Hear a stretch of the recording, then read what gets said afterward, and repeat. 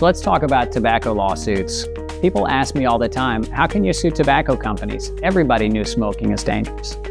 So first, that shows that you've been brainwashed in tobacco's lie. Tobacco companies spent billions of dollars to convince the American public that smoking is not dangerous and not addictive. And they succeeded. They spent money in advertising, in newspapers, in radio, and on TV. And the biggest issue, you think, is that people who didn't smoke believed that smoke wasn't dangerous. And how do we know this?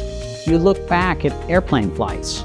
Through the 60s, 70s, and 80s, you had human beings, millions of people got on airplane flights, and you had non-smokers that got on these flights, and they sat in a cloud of smoke for 3-4 hours, whether you're going to Miami or New York, without a complaint. And then they'd fly back 3 or 4 hours without a complaint.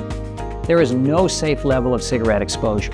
Yet you had mothers with children, fathers with grandparents, sitting in that smoke, breathing in toxins in the 1960s, 70s, 80s, and 90s, yet never complaining that they could be seeded with cancer from this smoke, that they could be seeded with high blood pressure or respiratory illnesses. And that's why it's just the proof that people did not know. People did not know how dangerous smoking was at that time.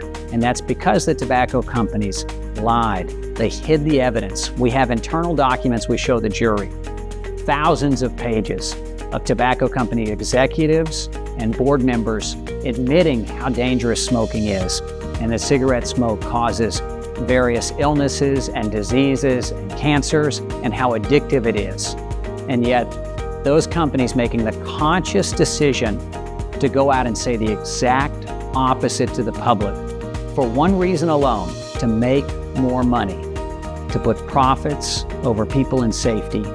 And there's millions of people who have been sickened and died over the last 50 years from smoking, that it's not just affected those people, but when you pass away or die, it affects your children and your grandchildren. You've been removed from their life, so it's a generational injury.